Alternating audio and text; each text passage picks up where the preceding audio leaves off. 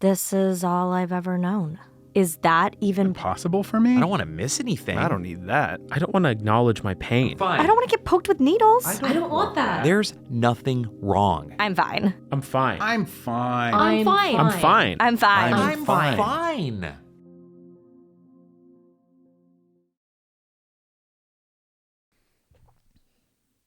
So, you've identified that you're not fine. That gnawing voice in the back of your mind that maybe there's something more for my life is always there. Maybe I don't have to accept that this is just the way that it is. My pain levels, my treatment regimens, my lifestyle choices. Maybe I'm not fine. So you take a step in a different direction. You make a choice for your life that leads to progress. Everything should be fixed, right? But what if it isn't? What if progress only leads to an unfortunate discovery of another issue? Maybe an issue that you haven't paid attention to before. Stifling pain in one ankle, only to realize the other ankle was probably in pain the entire time. Today we talk to our host and my bud, Patrick Lynch, about just that. Hi, PJL. Welcome to the hot seat for I'm Fine. Oh, my goodness. Hello. It's the same seat I'm in for the rest of the podcast, I know. but it feels significantly more Hotter. uncomfortable Okay, right great, now. great. Okay, so you've been transparent with us about your journey, contemplating the I'm Fine mindset. You've also been very transparent about your chronic pain in your left ankle in Yeah. particular. And last year, you had incredible progress with your left ankle. So share a little bit about that journey, just kind of as a wrap up if people maybe haven't heard about what happened last December with your ankle journey. The TLDR, when I was 12, I was told you have end-stage arthritis. So I knew from a young age that arthritis and issues with my left ankle were going to present and at some point come to a head of some kind. And in the last few years, my daily experience of pain, the surges of pain at night or after pronounced activity just got to be unbearable. So I eventually got to the point of saying, oh, okay, I'm not fine. I'm no longer trying to just be resilient forever. I need help. Didn't know what that meant, wanted to avoid surgery at all costs, got cortisone injections, platelet-rich plasma injections, eventually had a debridement, had my ankle cleared out, had some bone spurs removed. I tiptoed my way toward the more invasive surgical remedies for hemophilic arthropathy in a 38-year-old male who was told 25 plus years ago, you have end-stage arthritis. So December of 2023, December 1st, I had a left ankle fusion following a long series of consultations and a second opinion and contemplation about ankle replacement, conversations with other guys with hemophilia who have had replacements, who have had fusions. And in short, for the 5 months since then, it's been absolutely life-changing for the left side of my body. What a cliffhanger! Well, that's why we're here, right? I don't even have to go into my, peppered question. So, what happened with the right ankle? Yeah, so I had a fair amount of bleeding into my right ankle as well. As a kid, I have hemophilic arthropathy in that ankle as well. I've been told by doctors looking at images of my right ankle as well for as long as I can remember, like, woof, you're not in pain? You don't? Okay. And what the last few months have made abundantly clear is that while my left ankle was, like an 8 out of 10 in pain, the right is still like a 4 or a 5. It's like not great. And actually, Mother's Day in real time as we're recording this was just this past Sunday. And Vivian and I Natalie had a surf lesson down at El Porto Beach, and we went to cheer her on and hang out.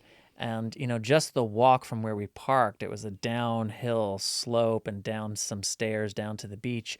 By the time we got to the beach and settled, I was in such pain and discomfort, and I'm writhing around on the blanket, and I'm trying not to really say anything about it or exhibit too much physical discomfort because I don't want Vivian to be concerned about her dad, and Natalie's in the water, can't do anything. There's nothing to do. But I was frustrated. I was really frustrated because I just walked for 5 minutes, and yet whatever was going on with me, there was enough inflammation, there was enough pain that by the time I actually stopped moving, it was pretty bad. And I was like, okay, I have to be honest. My right ankle I'm not fine on the right ankle either. So yeah, what I did to address the left was urgent, necessary, and has been life-changing. The work's not done. It has uncovered the calm in my left ankle and on the left side of my body, has made abundantly and undeniably clear the true level of pain and disturbance that I experience from my right ankle. So now I need to decide how I want to go about addressing that. Take me through a little bit of the frustration angle and like how that's been over the last several months. As we're talking about behavior change, we're talking about mindset. I remember when you came back from that left ankle surgery, you had a light on in your eyes. It Yeah. was very different. I mean, Yeah. and it was post-op. It was like you should have had, like post-op surgery pain. You were like alive. And what has it been like to still experience pain in a way that maybe had been clouded before? What has that kind of done to your spirit? Yeah, it's made it a more complicated time at the summit, so to speak. Okay, I'm done with the surgery. The surgery was followed by 3 months of first non-weight bearing, then very minimal weight bearing and toe touching and 25% weight. I'm crawling around my house. I'm doing more crawling in my house than I've done since I'm like 2 years old. I'm starting to get pains in my wrists and elbows. I'm like, I don't think this is a good idea. I'm peeing into buckets. I'm like, all right, come on. What are we doing here? So it wasn't like an immediate shift into freedom of movement. So I'm like, all right, I got to get through this period of recovery. It's going to still be a few months. I'm not in pain, but I can't move around. Then I could move around again. But I got this right ankle situation, and look, in the interest of more transparent discussion, I put on a lot of weight last year too. Some of that has to do with the ankle and frustrations and lack of mobility, and some of it's just whatever else. But the bottom line is that's all the more pain and pressure on the weight-bearing joint. So now I'm significantly heavier as I'm back to moving around again, and my left ankle's feeling pretty good, but the right ankle pretty immediately is screaming at me. So what has it been like? It sort of has felt a little bit like delayed gratification of sorts. Like 2 days after the surgery, I was out of pain and thought it was the best thing ever. But then, I got months of rehab or, getting back on my feet again to experience. I'm on the other side of that, but now I got this other ankle issue on the other side that feels as though it's still preventing me from enjoying the freedom of movement and life on the other side of surgery that I was hoping for. Not because the surgery didn't do everything it was supposed to do, but because there's other stuff to be done that I wasn't as cognizant of when there was a more urgent matter to address. Last question. Can you put some words to, some words of encouragement if there are other blood brothers or blood sisters experiencing the same thing who are maybe drowning in their frustration about something like this? Yeah, I've been there too. I mean, drowning in frustration to me is a signal to like reach out to somebody, like call somebody, just, get someone else's point of view. It was very helpful talking about it on Bloodstream and having a lot of people respond to me talking about this on Bloodstream, getting texts and DMs and stuff about like, hey, I just had a fusion. Hey, I'm thinking about this.